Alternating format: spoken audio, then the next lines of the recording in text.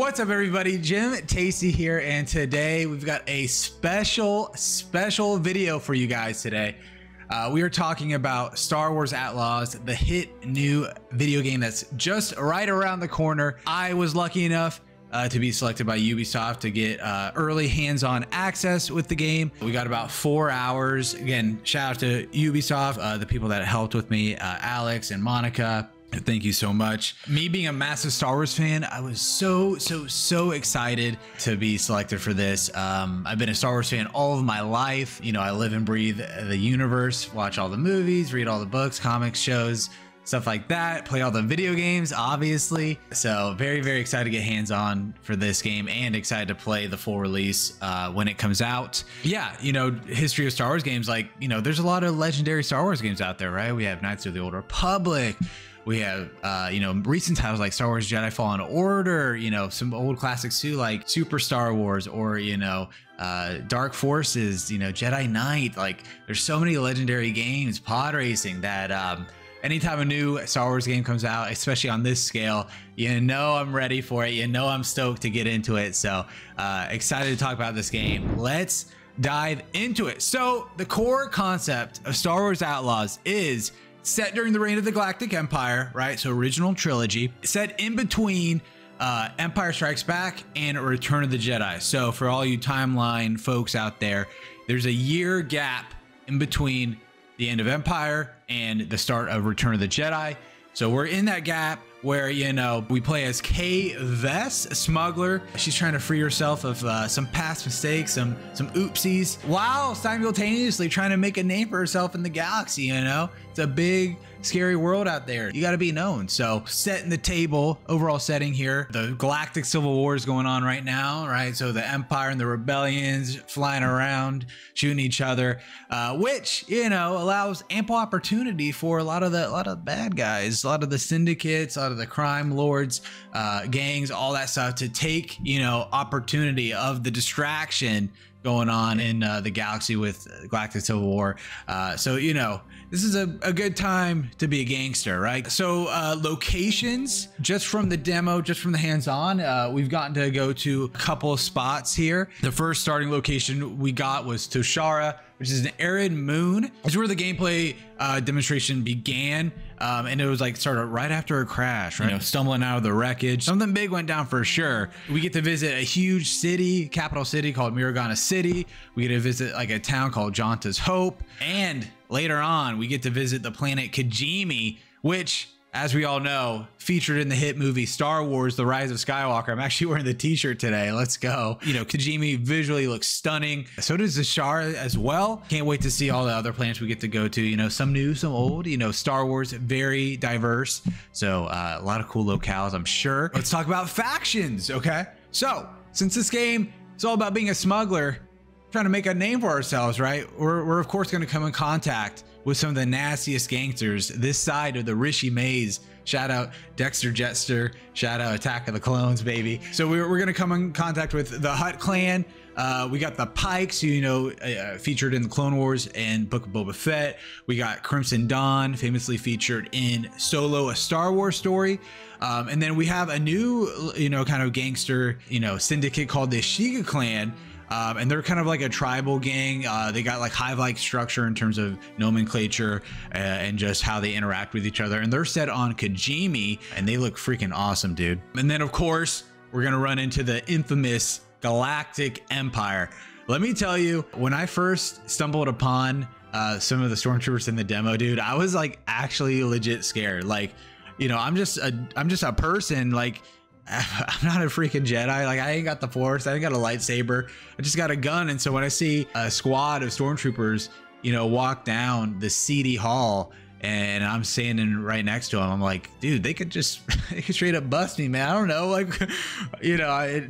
So it definitely set the tone, set the vibe. We're not going to be taking on, you know, platoons of bad guys, right? Because we're just a smuggler, right? So, but yeah, great job setting the tone with that. But they all want a piece of the action, all these syndicates, because like I said earlier, you know, the Empire's a little distracted right now. And as we'll get into it a little bit later, how we decide where the chips fall, you know, we can tip the scales of balance from, you know, in our favor amongst all the syndicates, or just in the galaxy as a whole. A couple characters. Let's talk about characters. We have our lead, Kay Vess. So far, she seems great. Love her look. Little Han Solo-ish, but obviously very distinct and unique in her own right. Great job with the voice acting.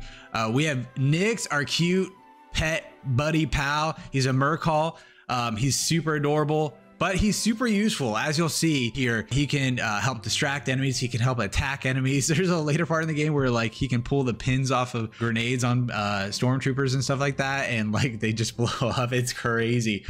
Nix is so useful. You can level him up, do even cooler stuff down the line. We have ND5, a former separatist droid, super commando, you know, from the Clone Wars. If you ever watched that, dude, they're scary. But ND5, he's our buddy. A little wisecracky, a little matter of fact, you know, stating the point, you know, no nuance, but that's why we love droids. And I'm excited to meet ND5 and get to know him a little bit better, because from what we got, I'm intrigued, man. I'm intrigued. So let's talk about the reputation system. This game is all about choice. All right. So over the course of my hands-on demo, there's multiple times where during, you know, main quests, syndicate quests, and, you know, smaller side quests, we had to make some choices here, right? A great example here is, do we side with the Crimson Dawn because they have dirt on me? Or do we try and curry favor with the Pikes, since, you know, the planet we're on right now, they rule the roost, right? So do we want to, you know, get some brownie points with the people who are in charge? Or, you know, if another syndicate has, you know, dirt on us, do we want to make sure they don't, you know, rat us out and let us know?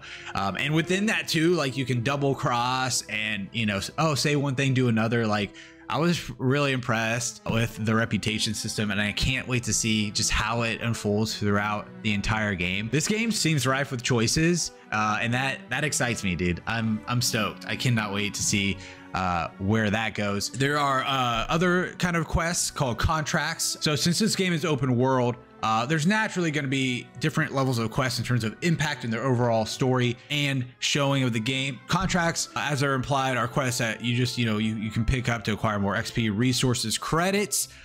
Sometimes you'll just be in the open world and you'll see like a little shiny thing. You pick it up and it's like, oh, you know, it's an old holodeck from a clone trooper battalion, stuff like that, you know, and then it adds a little data bank, you know, to the lore, so you can read about, you know, what happened at an old battle, stuff like that. Again, if you're a lore nerd, this is gonna be the stuff. There's bounties. We didn't get to personally experience any of the bounties in the game, just where we were at with the demo. There weren't any, but there are going to be bounties. I can bring you in warm, I can bring you in cold, you know, Mandalorian style.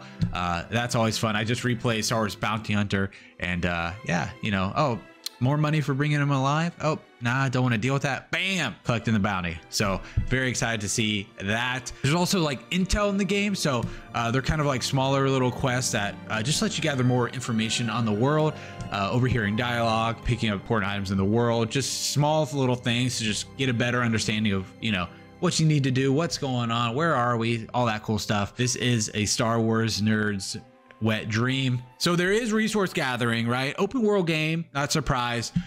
We weren't able to go too far in depth with like crafting and everything like that, but just over the course of my adventures, I was picking up different resources, you know, Durasteel, all that stuff. I just imagine, you know, we're going to use those to craft consumables, weapon upgrades, new outfits, and more to come. With an open world game that clicks with you, especially if it's a Star Wars game that clicks with you too, you know, I'm going to be collecting everything and anything, man. I'm going to be crafting all of the ammo, all of the gear, all that cool stuff, man. Very, very excited. Let's talk about the core mechanics. First off, just movement is so solid.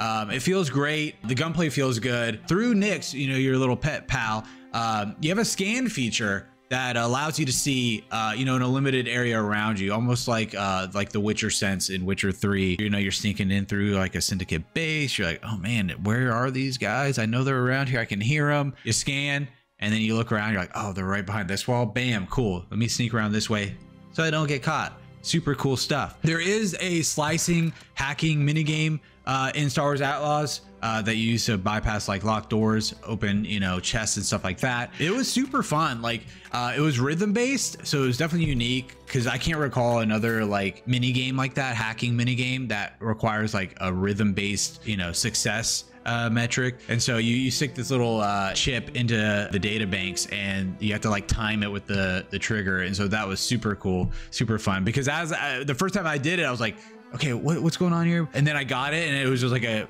eureka moment, like you know, Jimmy Neutron brain blast moment, where I was like, aha, I know how to do it now. There's different sets of rhythms as you go throughout the game, but sometimes I was able to predict it just based on like, maybe I'm force sensitive, dude. I felt the force where I was like, okay, boom, boom, boom, and then got through that door, opened that chest. Super cool. There is a grappling hook in the game, and it feels amazing. If you've ever played Uncharted 4, you know that grappling hook, that rope feels amazing. Just swinging across chasms and gaps, just like Nathan Drake, Indiana Jones. It feels so good. You can, you know, pull yourself up, you can lower yourself down. Yeah, it just made traversing more fun. So obviously that's going to be a big part of Star Wars Outlaws, big part of open world games. Let's talk about combat, okay? So we're going to start off with the blaster, right? Because that's what we're, you know, that's what I use the most. That's what most people are probably going to use. And so you have like a default blaster. Over time, you're going to modify it and level it up so you can, you know, acquire more attachments and modules that let you fire it in different ways, unlock new, like almost weapons in a sense. You get like a standard blaster mode. You get a power mode where you shoot like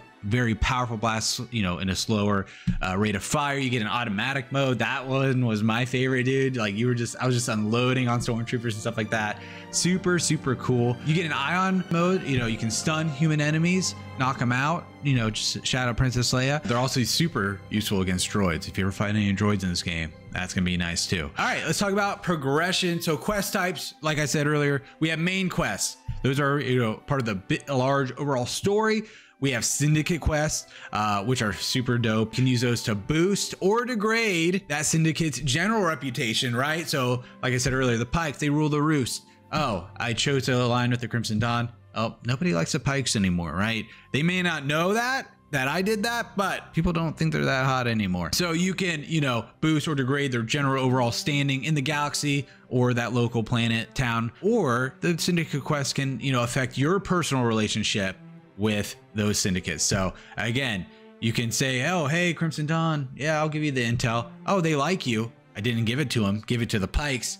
Oh, they like me too. Cool. Both syndicates, you know, like me a little bit better. Hey, love that. I can walk into their base now, get some resources. There is some fun mini games with like gambling. You can do a father race. When I first started the demo, I had like 50 credits and I spent it all on the race and I lost. And then I found a little dialogue, you know, nugget. It was this guy who was like fixing the races and he's like, bet on the small father. He's going to win.